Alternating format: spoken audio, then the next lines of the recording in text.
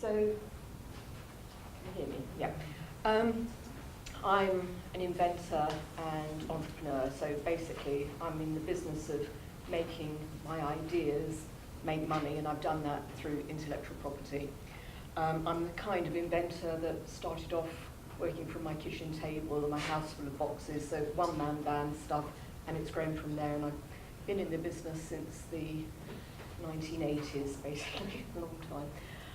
So I'm going to tell you the story of, I'm perhaps best known for the Anywayup cup, and I'm going to tell you the story of that invention, about how I went from concept to marketplace, and then what happened when I got there. And I'll end, we talk about being a journey. I've learned so much as I've gone along, and I'm still learning things now, because basically I started off really not knowing very much at all. But I've learned some things in the last few weeks that are shaping my IP strategy going forward, even now. So the Anywayup cup, concept to marketplace, and what happened when I got there. So this is the Anywayup cup. I invented it, I had the idea in 1990.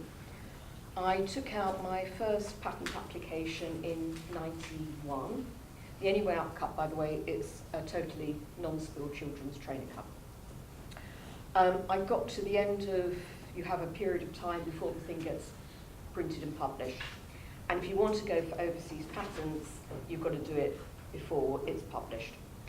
I didn't have very much money, didn't know what to do, and one of the options that my patent agent suggested was stopping that 91 patent application and starting again, which I did, and that turned out to be probably the worst mistake I've ever made in my life, but I'll tell you about the mistakes and the things I've learned when we get to the end. Intellectual property, I already knew about patents from previous things I'd done, and I knew that a UK patent alone was not enough, and I knew that this was going to be a big volume sales product, it was going to go around the world. I needed patents in all my major markets. I couldn't afford to go worldwide, so I just selected those that I thought would be important to me, and trademarks. So the IP protected the idea, and then I took out IP legal cost insurance to protect the IP. That turned out to be a bit of a disaster as well, but hear about it later. But anyway, the point was, because I had intellectual property, over the years I've been able to grant very valuable licenses. So not only did I make money from creating my own brand and selling my own products, but I licensed my IP to major companies around the world and made money from their sales too, which is pretty good, and that's the great thing about intellectual property. And my little technology actually did revolutionize the market worldwide. Hopefully we've got sound. Have we got sound? Press next again. Faced with sticky tantrums, most adults just start mobbing. But this woman decided to tackle the problem once and for all. I went to visit a friend's house, and this house was absolutely immaculate. There was a mother and a toddler there, and this toddler was merrily sprinkling Ribena all over this cream rug. And I thought, there has to be a better way. I'm sure we can do something that will shut between sucks. This is it, the Anywayup cup.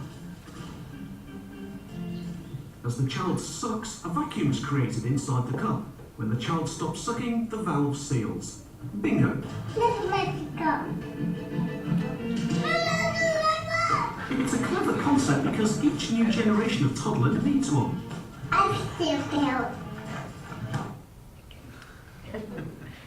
So, how did I make it happen? How did I get it there?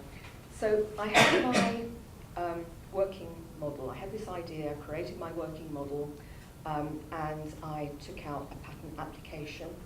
And then I thought, well, what do I do now? Previous business that I'd done from my kitchen table. That was a niche market product. This was different. This was going to be big volumes. And I thought, there's no way I can do this myself. And at the time, entrepreneurship wasn't fashionable, and nobody advised you to go out and set up a business. So the advice in the books was, you have an idea, you apply for a patent, and then you license it to a big company, and they'll manufacture it and sell it for you, and you get a royalty. Fine. So I went to see about 18 different companies in the UK and mainland Europe. The amazing thing was they all said, what a brilliant idea, a cup that really doesn't spill. Because prior to that, cups had been cup, lid, spout, row holes, turned upside down, it's a watering can. And of course, kids love water play, so they delight in sprinkling it all over the floor. So here was a cup that really didn't spill, and they thought it was great, and none of them ended up taking a license. A couple of them said, well, you're showing us a working model, we don't think it'll work in production, so we're not interested. Others say, well, yeah, but we'll give you plumpence for it because it's going to cost us a lot of money to develop it and set up manufacturing and everything else. And I didn't think they were the right people. And then there was another company who said, it's a great idea, we think it's fantastic. Yes, we'll talk sensible numbers. Yes, we'll do heads of terms, let's get on with this. Great, heads of terms, it's all looking exciting. And then they stopped returning my phone calls. And they've got my prototype, and I can't get it back. Never, ever leave a prototype with anybody. Okay, so now I've been to see this company, they knew I had patents, and they knew they'd signed an NDA, a non-disclosure agreement, okay? So there I was, walking around with this thing in my bag, full of juice, obviously, for about a year, and I thought, this is ridiculous, I've got to do something with it, because I know that this is a great product, and that every mum is going to want at least 6, So I eventually teamed up with 2 marketing entrepreneur guys, and they said, look, why don't you take it to a couple of trade shows, see what the response is like. If the response is good, set up your own company. We'll come and help you with marketing and sales, but you can set up a company and do it yourself. So we went to 2 shows, Earl's Court and Olympia. We had cups hanging upside down full of coloured juice over the aisles, and as people were going past, you were sort of going like that, and they're going, ah, because they're expecting to get covered in juice. But of course, nothing spilled. And it was a phenomenal success. Bear in mind, this is a £2.99 article. We took £10,000 worth of advanced orders based on what was nothing more than a working model. So, having taken people's money, there was no turning back. Got an overdraft from the bank and a small loan. And I set up a company. I spent about 3 months practically sleeping on a local factory floor. But we got from working model to full production, fulfilling those orders in 3 months, which is mind-blowing, actually. Anyway, so we start selling. And we're selling to the small retail outlets that had ordered from the shows, and we're selling to people that ran nurseries. But we knew that to be viable as a business, we needed to get into the supermarkets because there was no online sales in those days. So we sent them literature and flyers and price lists, what have you. Not interested. You're a one-product company, don't deal with one-product companies. I suspect we went, with a standard letter, we were straight in the bin. So we thought, well, we've got to make these guys take notice because this is going to fly. We've just got to get it out there. So we took one of our cups, we filled it full of concentrated Ribena, blackcurrant juice, put the lid on, and we put it inside this big white cardboard shoebox, no plastic bags or cling film or anything. And we sent it through the post to the head bar of Tesco's. Little note inside that said, if this reaches you as a soggy mess, well, we've shot ourselves in the foot. But if it reaches you and it hasn't spilt, could you give us a call? Post this thing off, the guys are chain smoking, that's how long ago it was. And anyway, 4 days later, the phone rings. It's the head bar of Tesco's phoning us. And she said, wow, this is amazing, and I want it. And I want it now. Get it on the shelves quickly. And I think we could have sent videos, we could have sent all this stuff. It made no difference. Putting the magic in her hands, she could see this cup full of juice, spout, dirty great hole in the spout. She can see the juice through the hole, and it hasn't come out. She got it, and she wanted it. So we got onto the shelves in Tesco's, and at the end of our first year, we were into 2 supermarket chains. We'd sold 500,000 cups, and my little business was already in profit, quite good. And it turned out that Financial Times, I don't know how they got the story, but they did a half-page interview story about this fledgling business and this remarkable technology. And in that, I mentioned that, you know, I'm thrilled to bits, but I was a bit embarrassed about what it looked like, because it looked just like everybody else's cup, because we'd had no time or money to even think about design at that stage. And I was just lucky, because Sebastian Combran read the article, you know, Combran family, and he got in touch with me and said, Mandy, I can help, and this was the result. Which, when you look at it now, it doesn't look like so much, you know, what's so special. But then it was the difference between, you know how the desktop computers used to be these great big grey boxes, and then iMac juicy fruity colours came along. It was that kind of difference. Not comparing myself with Steve Jobs here. But it was phenomenal. We achieved fantastic growth. We had 40% market share in the UK. We had 75% market share in Germany. We took a great chunk of market share away from previous market leaders. So you think, great, we're a success, you know, design plus technology plus IP, that's the secret of success, we've done it. And just as we're popping champagne corks, along came Tommy bloody Tippy. Tommy Tippy, you all know the brand, they've been around, you were probably fed with them when you were small yourselves. Been around forever. And guess what? They're the company who I went to see, and they'd gone quiet on me. They came out in the market with an infringing product, very much like that early prototype. So what do?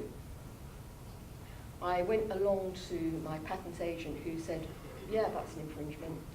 Go along and see your solicitor. And I thought, it's great, I know, I've got patents, I've got a monopoly, this is, you know, no problem. Went to see my solicitor. And then I had a couple of quite hefty shocks, a bit of a reality check. I found out that you sue somebody for infringement, they will countersue and claim that your patent's not valid. And the whole thing, in the UK anyway, the whole thing gets examined in court all at the same time, and your patents can get revoked. If the other side throw out some prior art that shows that somebody else had this idea before I patented it, I would have lost my patent. So what to do? Then I found out that because we needed a speedy trial, a bit like with the Trunky case, I needed them stopped quickly, because they were a big brand. They came in the market, and almost overnight we lost about 2/3 of our sales, because they were the brand that everybody knew, and we were new kids on the block. Their product wasn't as good as ours, but that didn't matter. People wanted the brand. So what do? It was then explained to me that to get a speedy trial meant going to the high courts, and there's now other ways you can resolve disputes cheaper and quicker and faster, but then it meant going to the high courts. A simple case in the high court is going to cost the losing side a couple of £1 million. Great. What to do? They sat us round a table. They said, Mandy, you've got to settle this. Nobody goes to court. You'd be mad to go to court. But we couldn't settle. We couldn't come to an agreement that adequately compensated for losing my business to these guys. And then we had sort of like a light bulb moment. I had the thought that if we don't stop these guys, then every other business in our market is also going to copy it, and we won't have a business left. So actually, there isn't a choice. I've got to do this. So that's the downside of success, because I think that the big companies, they don't look so much at the strength of your patent. Unfortunately, it's quite cynical out there in that world. they look at the depth of your pocket and they think, you know, allegedly, this is what they thought. Okay? Little Mrs. Haberman, she's spent all her money getting to where this point. She's got it out in the market. And gee whiz, it's rather a good product. And it's taken a big chunk of our market. We can't have that. If we pinch it, what's she going to do about it? Is she really going to enforce her rights? I don't think so. She'd be mad to. So that's what I think happened. And when we realised that we didn't have a choice, we went to court. And no sound. There should be loud cheering here. You No, can- yeah. So we went to court, we won. And it was an interesting ruling because it was a very simple idea, but the judge said the idea of a cup that really doesn't spill has been searched for hundreds of years. There was prior art going back a couple of hundred years. So the problem is a known problem. The solution, which is actually, it's a little slit valve membrane in the mouthpiece, very simple. The solution had been around under the noses of people in the industry because slit valves were used in teats, baby bottle teats. But nobody had thought to put that simple valve into a cup. And when I did, suddenly it was a huge commercial success. So whilst the other side was saying that my little invention was obvious, it was out there, it was in teats, the judge says, no, it wasn't obvious, because it was obvious you would have done it, and they didn't. So anyway, since then, I've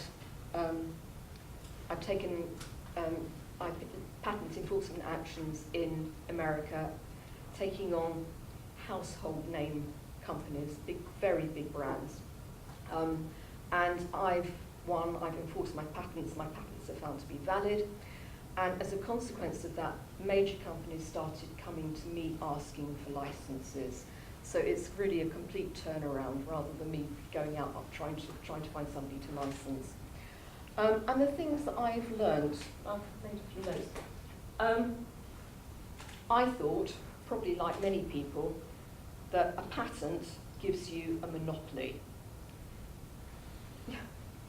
A patent is a piece of paper. A patent gives you the right to enforce a monopoly at your own cost. It's not even illegal to infringe a patent. So there's no going to jail if you infringe a patent. It's a private right. So that was a bit of a shock.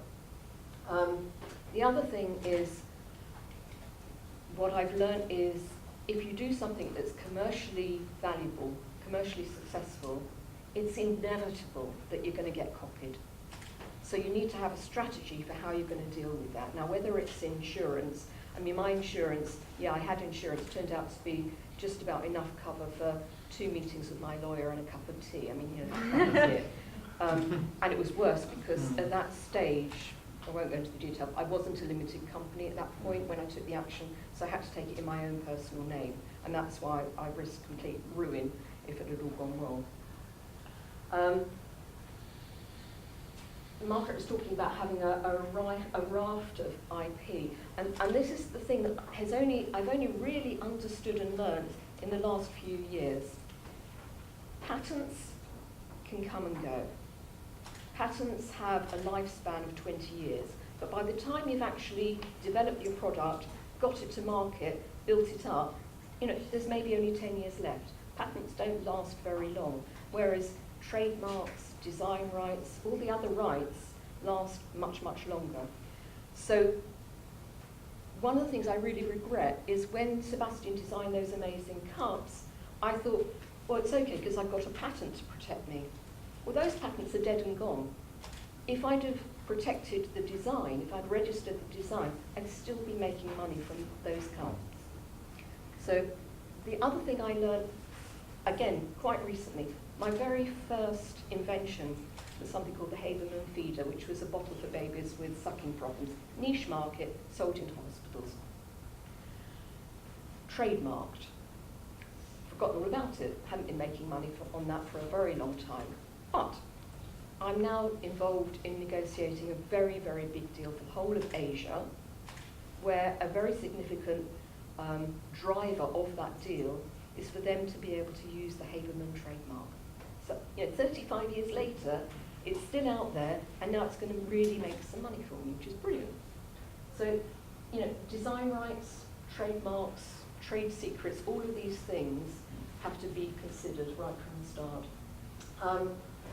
The other thing I learned was about priority date. Now, I applied for that patent in '91, and I stopped because I didn't have £4,000 to do the next step. Worst mistake I've ever made. I mean, if I'd have stuck with that original patent, lovely as you all are, I wouldn't be here talking to you today. I'd be sunning myself in my big yacht in the Bahamas somewhere. I don't believe that, man. I don't like boats, actually. No, not me. Right. What happened is I lost 1 year priority. And at the time, I thought, well, that's okay. Just 1 year later, it's not a big deal. In that year, something came out in America, which was a cup with a valve. But it was a valve with springs and ball bearings. And they patented the springs and ball bearing valve. My first patent had been a valved cup, any kind of valve. And then this thing came out, which meant my second patent had to be about a simple slit valve in a cup. And what that has meant is, over the years, other companies, competing companies, have designed around the patent, and now everyone's got a non-spill cup, not my valve, which is obviously the best valve and the most efficient, but they've got other things that they can sell, and quite honestly, the consumer doesn't realise the difference. So, that's the difference, if I'd have stuck with that first patent. But it's a really, and I've got the same thing now with work that I've done now. You don't want to patent too soon, because if you patent too soon, you're into costs, quite heavy costs, before you've got a revenue stream coming in, and that can be fatal. Patent too late, you've got to consider that someone at the other side of the world is having the same thought as you at the same moment. And so you want to get it as quickly as you can, but you want to be near enough to be able to get some revenue, because otherwise you're going to run out of cost. People have said to me, is it actually worth having patents given how expensive they are and the cost of enforcement and all the risks involved? I can honestly say, if I hadn't have had my patents and my intellectual property, I wouldn't have made a penny. So that's it. Thank you.